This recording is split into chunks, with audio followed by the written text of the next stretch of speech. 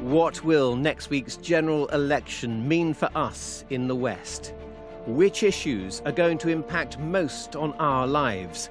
And who really deserves our vote? Bristol's Bottle Yard studios are normally home to some of television's best-loved dramas, Poldark and Sherlock, to name just two. But tonight's special performance is a panel of would-be West Country MPs fighting for every vote, quizzed by an audience of 100 people. For me, it's Brexit is the biggest issue. The NHS. International development. School funding cuts. For Labour, Sarah Church. Conservative, Jacob Rees-Mogg. Tessa Munt for the Liberal Democrats. Daniel Wolfe from UKIP. And from the Greens, Molly Scott-Cato. Welcome to Election 2017, a BBC Points West special debate.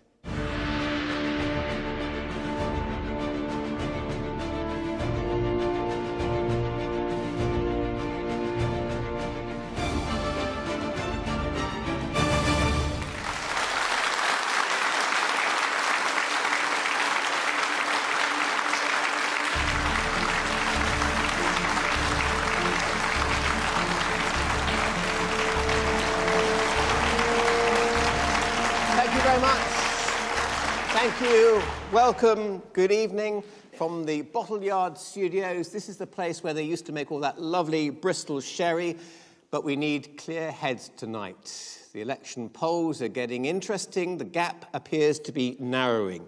And you can join us in our debate tonight. We're on Twitter. Our hashtag is GE17West.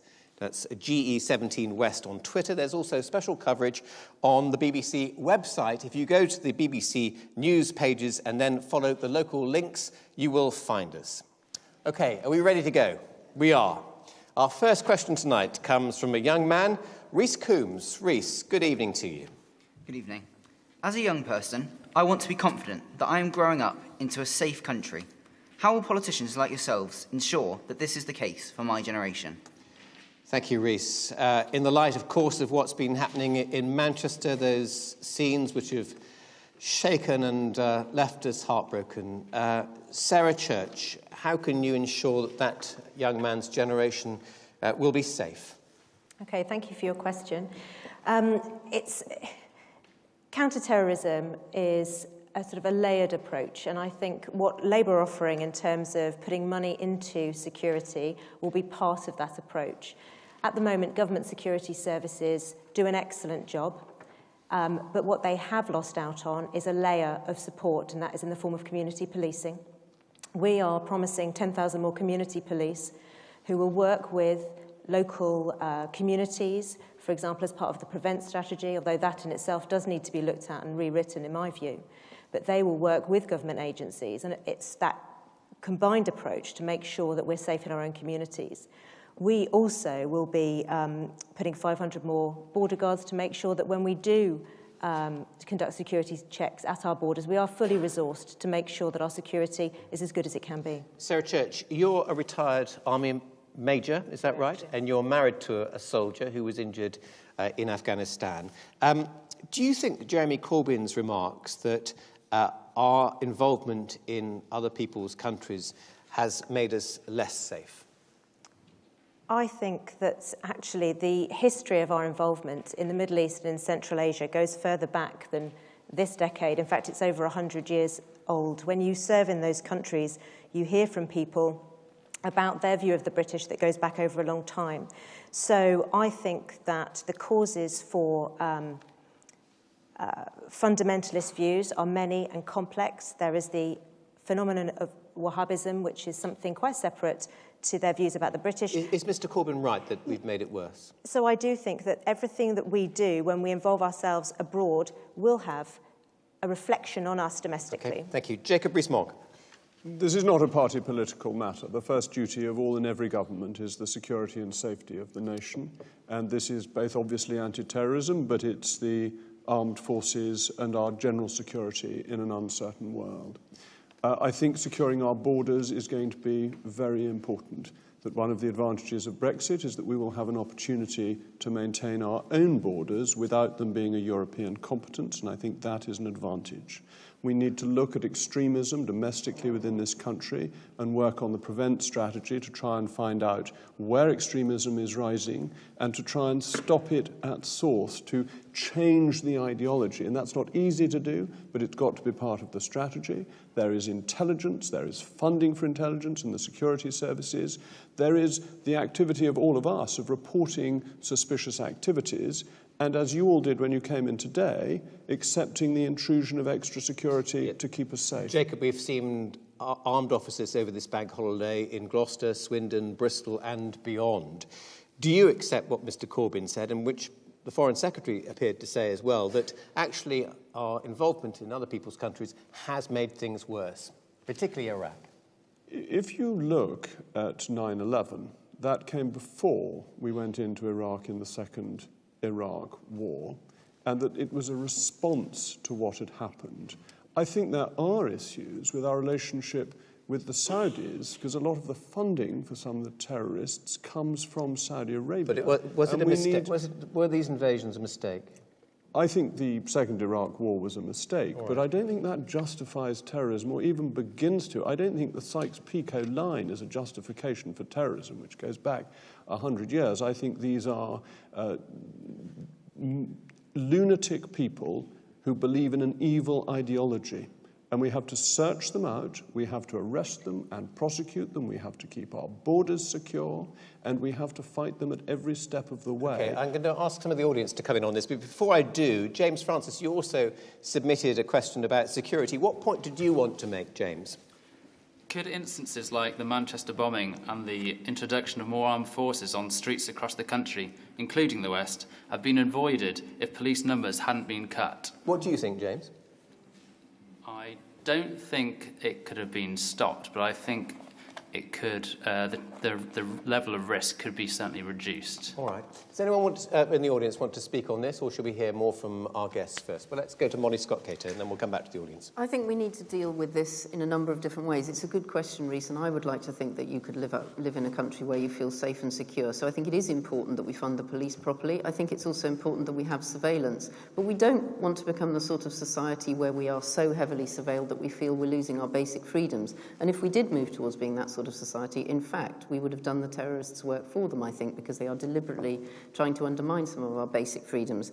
And to come to the comments by Jeremy Corbyn, I think we absolutely have to condemn this act, and it's obviously the act of an individual for which they are responsible, and all such violent acts should be condemned. But I think we also need to think about our foreign policy and the way our foreign policy has affected the way certain communities and individuals in this country feel. And you drew attention to the Iraq War. Obviously, the Green Party strongly opposed the Iraq War, but there was also the intervention in Syria, and interestingly, only 13 MPs voted against that. Has there been any conflict that the Greens have been in favour of? Obviously, yes, but I mean, not any of these Which ones? Well, I mean, the Second World War. You know, the Green Party didn't exist there, but clearly we would have fought fascism. But what I'm talking about here is these sort of freelance interventions in the Middle East where there's no clear plan, there's no clear strategy for what might be achieved. And in the case of the Syrian adventure, there were only 13 MPs that voted against it. One was Caroline Lucas and another was Jeremy Corbyn. OK. Daniel Wolfe from UKIP. Yeah, to address some of the points that have been raised so far, I think sovereignty will allow us, and leaving the EU will give us the sovereignty that we need to protect our borders as we see fit. And I think in response to some of these attacks, then we do need to get tough. It's not enough to keep, I guess, turning the other cheek, as it were. Your leader's been talking about the death penalty. This. Well, it's interesting. A lot of people, are beginning to come around and rethink whether or not the death penalty is right for this country. Now, it'd be interesting to have a referendum on it, and based in light of the view that we have DNA evidence which can be scrutinised, we have CCT evidence and so on. So there may well be a case in certain circumstances, if it's absolutely unequivocally obvious that this person is guilty, and the people and a set of separate justices that are independent of politics agree that there is a case for it. But I think it's an issue that needs to be put to the people, because times have changed and we need to not just keep calm and carry on, but we also need to get tough. Otherwise this will keep happening. Tessa Munt, how do you propose to keep Rhys's generation safe, and all of us safe, actually? Well, I'm not sure that's within my, my grasp entirely, but we need to work together, don't we? And certainly I think some of the aspects of increasing the amount of money we spend on community policing, you know, police need to understand who's living in their local area, and we've got officers who don't have the capacity to do that. I think that's a problem. I think, as you'll be aware, we certainly feel that there are issues about our borders. We are an island nation. It's very hard to keep our borders tight. We're going to have a problem in Ireland in particular.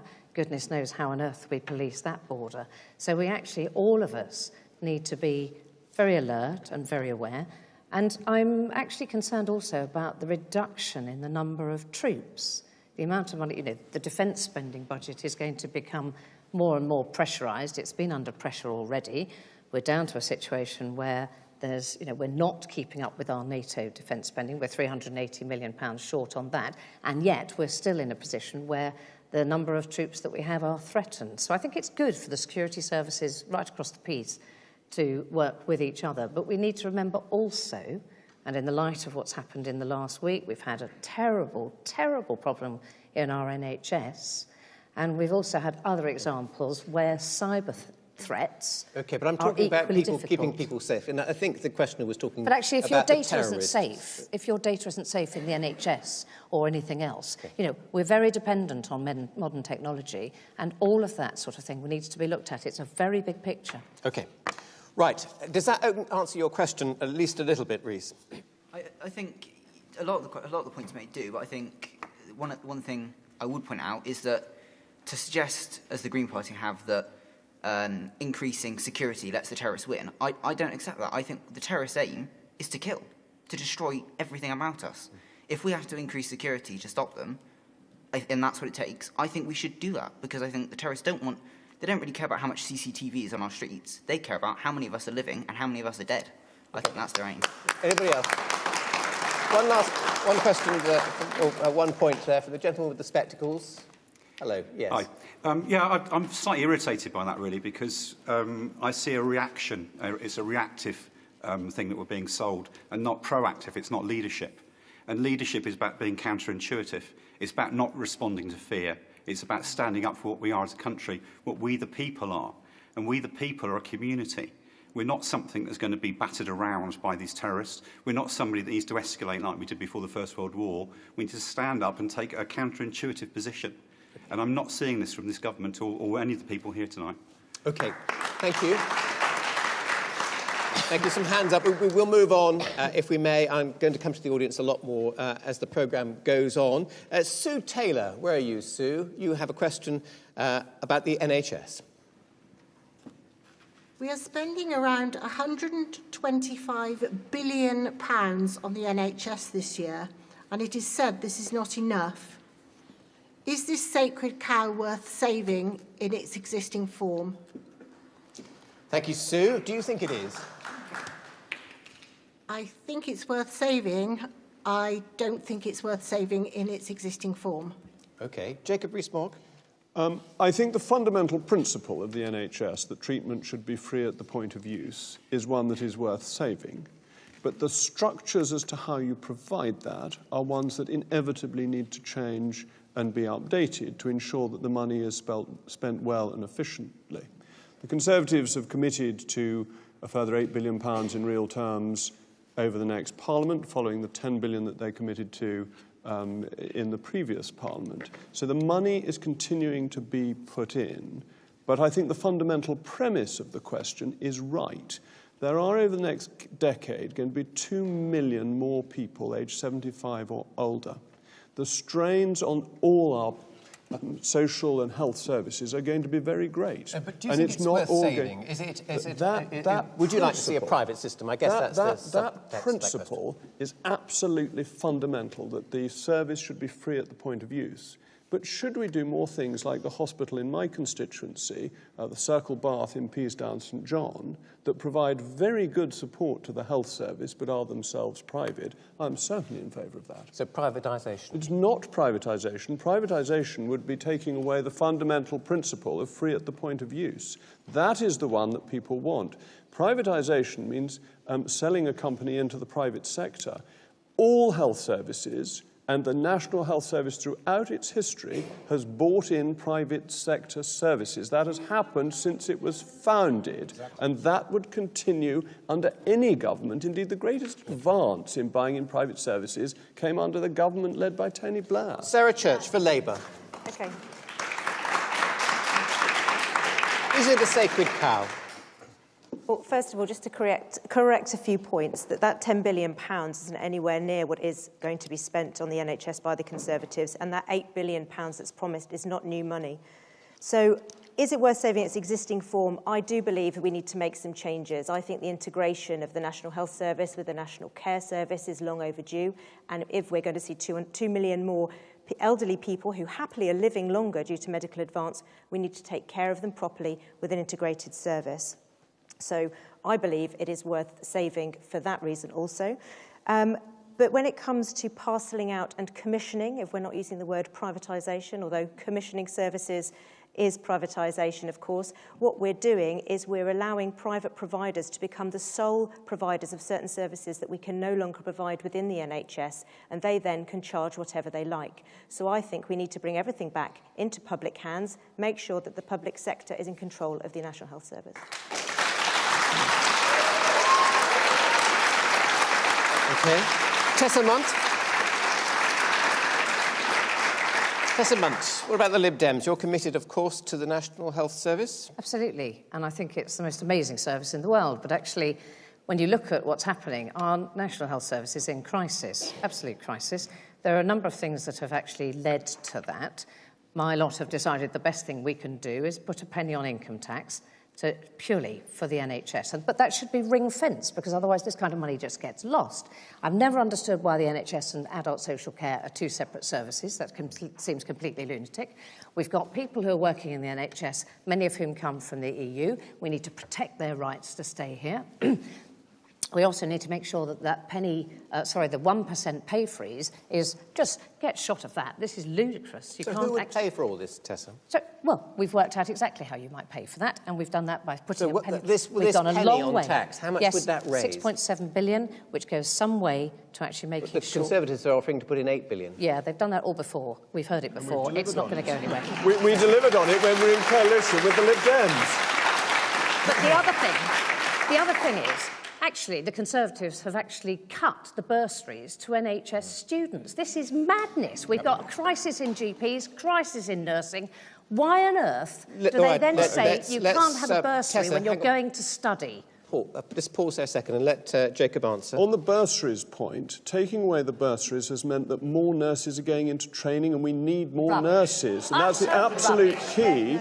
And Jacob, since 2010, there have already been 11,500 more nurses in the NHS by the coalition, of which Tessa was a notable part, and the Conservatives, and that has continued. But if you're going to train more, you need more going into training, and bursaries has limited the funding that was available in a way that loans on the broader point of funding, you have to have an equal system where everybody can get into it. You don't just have the rich becoming our medics. If you look at,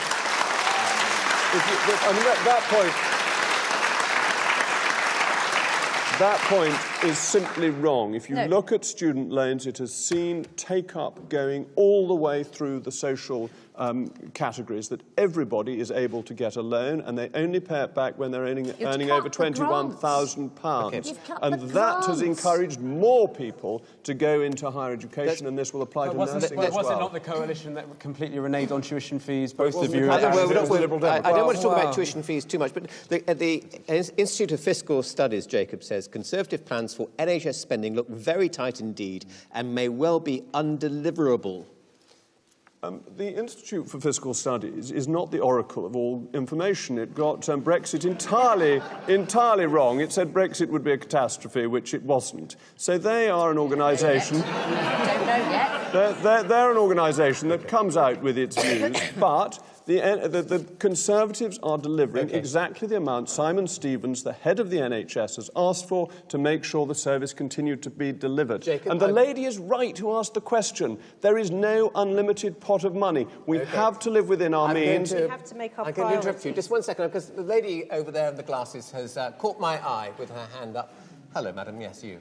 I'm extremely concerned that the Conservatives are planning to cut 66 A&E departments and maternity units. In other words, people who are in urgent need of medical care are going to find it impossible to get in some circumstances. All right. I don't think that shows any regard for public safety. OK. Molly Scott-Cato from the Greens. Well, the lady here is correct, and I agree with Tessa. You know, the health service is in a crisis. We're seeing people on trolleys, in corridors. We're seeing reception areas being turned into reception centres for patients coming in because we simply don't have enough beds. And I think you can tell from the reception in this room how popular the NHS is. It's absolutely not a sacred cow. It's a precious jewel that we all value because we know when we're sick, it will be there for us.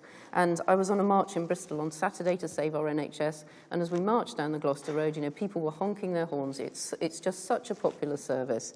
And is there any limit to the amount of money that could go in or should go in? Well, I think we should be very careful about the services that we choose to have through the NHS, but the most important thing at the moment is that you'll keep asking me these difficult questions and to pin everything down exactly. Try that on somebody else. What I'm trying to say is that at the moment... My daughter would say, sorry.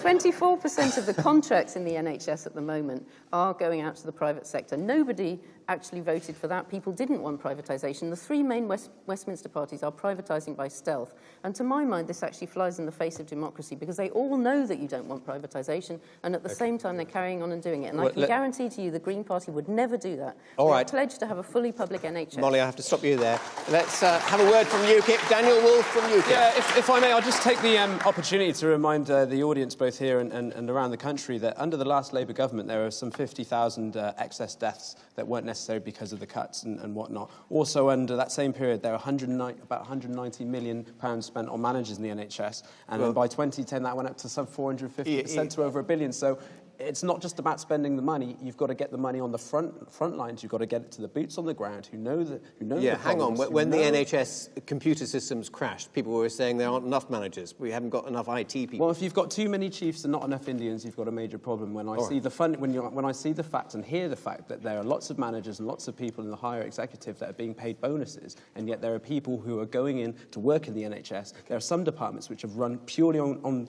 goodwill. I just want to hear a little bit from the audience.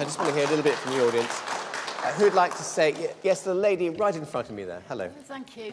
I have a daughter already who is a nurse at the RUH and a daughter who will begin her training at UE in September. My first daughter was able to take advantage of the NHS bursary. My other daughter won't. She will have to face student loans. To pay off any form of living expenses while she's there, she'll have to work with 3 children, work on top of doing her studies, on top of her practice in the wards. So can you imagine my daughter will probably have to have about a 60 to 75-hour week and still do her things. Why is it you've brought in bursaries for nurses? They need time to study. We have touched on that. Thank you for your point. One last one. Yes, the lady there with the striped jumper there. Is it a jumper? I'm sorry. No, it's a dress. Doesn't matter, don't worry. Good evening. It worries me to hear lots of talk about figures, lots of shilly-shallying about whether things are being privatised in the health service or not. They clearly have been outsourced to the private sector, lots of services for many years. And it's a question of priorities, as always. People's priority, I feel sure, in this country is to have a decent health service, which is what we've got in terms of its high regard in the world.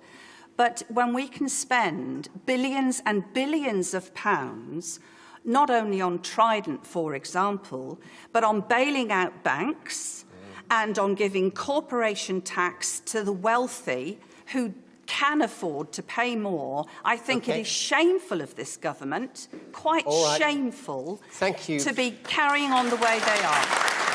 Thank you. Thanks for your point. Well, just to remind you, you're watching an election special from BBC points west. Welcome if you have just joined us. We're at the Bottle Yard Studios in Bristol. A reminder that you can follow us on Twitter. The hashtag is GE17West. There's also special coverage online. If you go to the local live pages, you will find us. So if you're frustrated at not being able to have your say here, then have your say there. Let's take another question, if we could. It's from Phoebe Warnford-Thompson. Phoebe. Will the West of England suffer without EU funding? Will the West of England suffer without EU funding? Tessa Munt. Yes, it will, badly. And I think the most important thing is for people to have understood. It would have been nice if people had understood exactly how much EU funding comes into the southwest, the west generally. It comes in through tourism, it comes in through farming. There's all sorts of other support programmes, and I really, I am dismayed that there's no real plan being given by Theresa May. My area is very dependent on farming. And when I look at my particular patch, which I represented in 2010 to 2015, that was there was £1 million and nearly £2 million coming into my area, rather than the amount that we paid Tessa, in. Why then did the majority of farmers vote to leave? I tell you exactly why. Because they trust the government to make sure that subsidy is, if it's tailed off, and a lot of them are very clear about the fact they don't want to have subsidies, but they don't expect it to go off a cliff edge in 2019. And the other part of that contract with the government is that the government will make sure they get a fair price for their products. And that doesn't happen. And we have in the Conservatives a government that is not in the slightest bit interested in protecting what they see as just a single percentage. 1% of our community is Tessa, farming. thank you. Let me go to Labour and Sarah Church.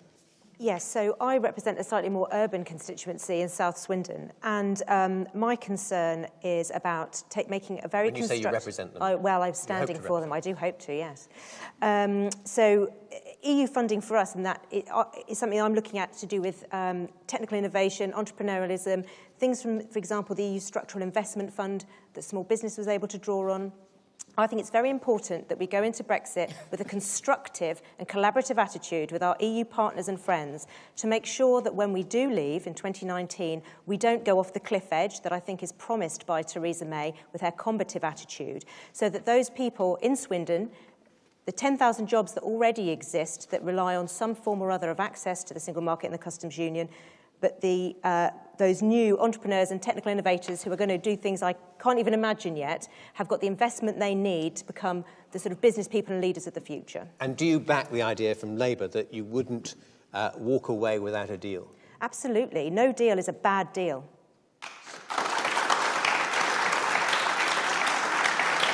Daniel Wolfe. Yeah, it just seems sort of a bit nonsensical, really, to give this club that we used to be, or we're trying to get out of, a load of money, only for them to tell us and give it us back and tell us how to spend it. Surely we should just retain that money and then have the sovereignty to make the decision ourselves on where we put that money. It seems very, very straightforward one. And do we expect, I hate to mention it, but the £350 million a week...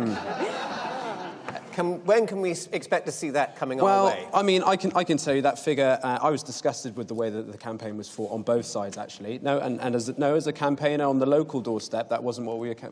When we got 59% in Gloucester, that wasn't because we were campaigning on some of the way the national people. We were grassroots, cross-party coalition, all people. But the 350 million was on the bus. It was on the bus. A lot of people would like to see that money. I'm sure, but I think what we need to do is first of all secure the means to get the money back. Then after that, we can decide on how best to spend it for our people and our citizens without other people who are unelected trying to impose on us how we do that. OK. Get your points ready, because I'm going to come to the audience very soon for some brief points, if you don't mind.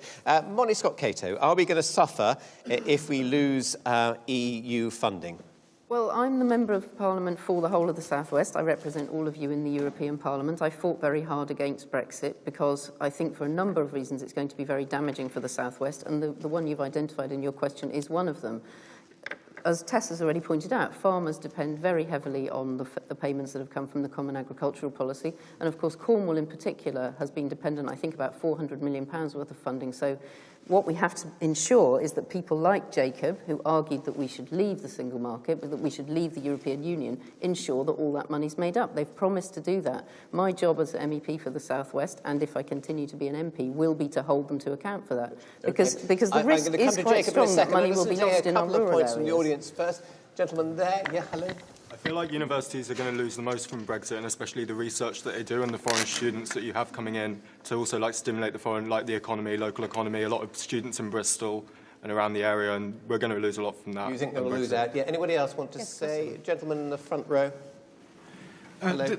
This point about supporting farmers, the UK was supporting farmers a long time before the EU. They can easily do that after the EU. We don't need the EU to help farmers, thank you very much, especially when you put £3 in and get £2 back. Not a good deal. No, but all I would say, can I reply to that? No, not Jacob. Jacob, have a go. I want to come back to the absolute question. Will the West of England suffer without EU funding? No. We will not, because it's our money with a slice taken by Brussels. The Conservatives have already said that all the agricultural support will continue. But that agricultural support has come with conditions that have made it harder for farmers to be efficient farmers. Farmers say to me in North East Somerset that they feel they are made less efficient because of the payments they're getting. So they welcome a loss of subsidy? They will welcome being able to farm as well as they possibly can because they're good farmers and that's what they want to do. And what we have to ask ourselves about this money, our money, is who do we really want going into those negotiations to get it back from us? Do we want Mrs May doing it and being clear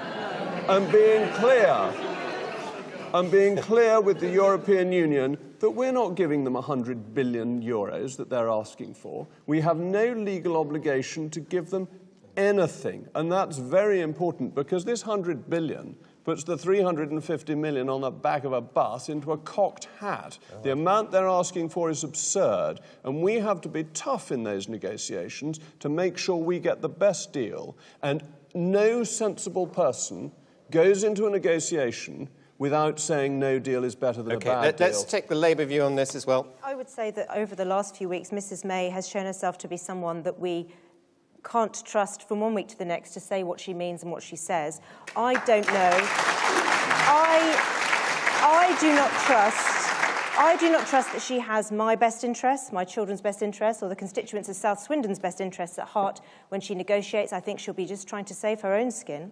Okay. Yes. Jacob, you had your doubts about Mrs May. She was your least favourite in the... I seem to remember. But have you changed your mind very quickly? Very quickly. It's like the refining of a precious metal. I worked through all the fool's gold and realised that the 24-carat real deal is Mrs May. Oh, dear. Our next question, I think, moving swiftly on, and it's about education, and it comes from Raymond Eves. Raymond, hello, good evening. Good evening. Can the panel offer any reason to justify reintroducing grammar schools? Grammar schools. Thank you, Raymond. Did you go to a grammar school? No, unfortunately, I was too thick. I failed my 11 plus. You don't look thick to me. Who did go to a grammar school here? Tessa. In fact, you went to more than one grammar school, is that right? I did think so. Oh, I see. I've been misinformed. No, I thought you went enough. to 3. I taught it too. Oh, right. That might be what it is. Tessa, what do you think about the possibility of reintroducing grammar schools? Well, I have to say, I think, Raymond, you're probably slightly more senior in years than some of the members of the audience. And I have to say that the idea that you were too thick when somebody took a complete snapshot of your life at the age of 11 and what you knew is an appalling situation. Education should be a continuous process. It goes through the whole of life. I do not understand how anyone can think it is a sensible idea to put taxpayers' money into grammar schools and free schools, except in very few situations. I think the idea of doing that and taking money out of the sector, out of our ordinary schools, is bonkers. Now, I have to say to you that where I live, which is an area, some of you will know Glastonbury and Cheddar and Wells, Shepton Mallet and Highbridge and Burnham and the other places. But, the reality is, how do you do a grammar school in an area like that? You go to the school. All right. You don't have a choice of schools. It doesn't work in rural rural went to areas. grammar school here? Are there any? A couple. OK, gentleman in the front row, what do you think? Well, I went to a public school, there's a grammar school, but actually I do not support grammar schools. It's crazy. My view is it's just taking money from the general education budget, right, to give to a small group when there's not enough money for the education budget as a whole. Okay, Daniel Wolfe, you teach at grammar school. Yeah, no, I taught at 2 of the grammar schools in Gloucester, and Gloucestershire has 7 grammar schools actually within the entire county, so it's an issue that's quite hot for us. And I'd like to say this: I think a one-size-fits-all education policy or education system it's like trying to get goldfish to climb trees. It doesn't work for everyone. So thank you. I'd say, as well as being selective, I'd go one further. Let's be hyper-selective. Let's have grammar schools for the academically gifted. Let's have creative and technical colleges for those who have talents in those areas. Let's make sure that actually in this day and age, we can have an individualised, personalised system which takes into account not just testing with and an 11 psychometrics. With an 11 plus. Not just that. I would go. The 11 plus works very well for dealing with those that are academically gifted. I think we need to talk. Hold on a second. We need to look at other talents. We need to actually talk to the kids and say, what do you like doing? Where are your strengths and weaknesses? What do you want to do? Sarah If we can tailor it to them, we will get better results out. So, for Labour. As a parent, that sounds utterly bizarre that my children should choose whether they want to do art or maths. And there is also another fallacy. No, because they want to do both. Okay, and that's important.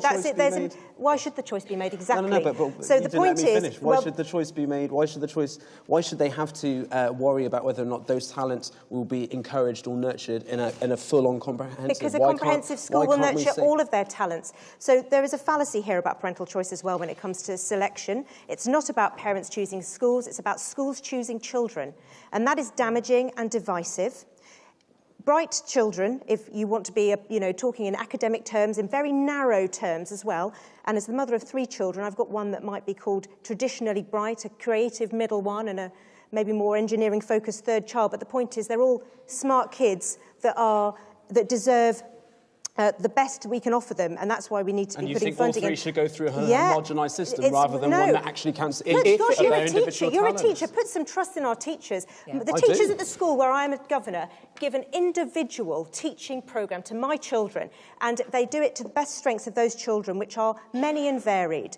Comprehensive education, when you put academically bright children, brings the standard up for everybody. So to be divisive about people who are able to pass an exam on a day is no good. But no, just go to the audience on this. Yes, gentleman in the T-shirt straight in front of me with the dark hair. Hello. Yes, it's you, please. Yes. I did like Daniel Wolfe's point about diversity as opposed to a centralised system where everyone's gone through the same standard.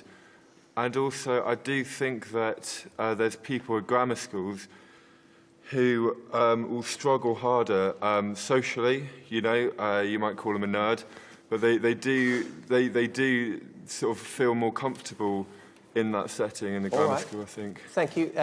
Woman right on my far right, yeah. Hello there. Hi. I think that the culture that you can get from a grammar school is fantastic, and that it's ambitious, and it really helps students to strive in whatever field they do so in. But where it doesn't work is that the movement between schools isn't fluid enough. And for a child to go into a grammar school at the age of 11, they're going to have to rely on having parents that are going to create that environment at home. Whereas there are many students that only realise sort of the potential that they have when they reach the age of, say, 17 to 18. Right. And for universities, that's too late. All right, I'll bring in Jacob to bat for the government in just a second, but Molly Scott-Cato from the Greens. I've got 3 children. The first 2 went to school in Wales, where there was one school, because everybody sent their children there. It was a very good school. My daughter went to school in Gloucestershire, where there are selective schools, and it was extremely divisive. It was very difficult to decide as a parent whether I was doing the right thing, and I think it was a disgrace that some people were condemned to failure from the age of 11. And so I absolutely don't support the idea of selective education. I think it's divisive to communities. We need to have all our young people in the same schools, getting to know each other to build a strong community. And actually, the Green Party will go further than that, because we think the endless testing that there is of our young people is putting a great deal of stress on them. And so... Okay, let's bring in Jacob. Let's bring in Jacob. We should abolish SATs and stop this relentless testing of our young people, which we don't think is serving their interests. Jacob, at a time when education budgets are so squeezed, and I suspect we might take some comments about that later on, is it wise to be talking of introducing grammar schools and giving money for that very small group that might be affected? I think the lady on the far right got to the nub of the issue, that it is a nuanced issue. It isn't that this should be what is done for all and everywhere, but that it should be part of an overall educational choice, because we know of grammar schools that they are centres of educational excellence, and that should be encouraged. Educational excellence is a good thing in itself.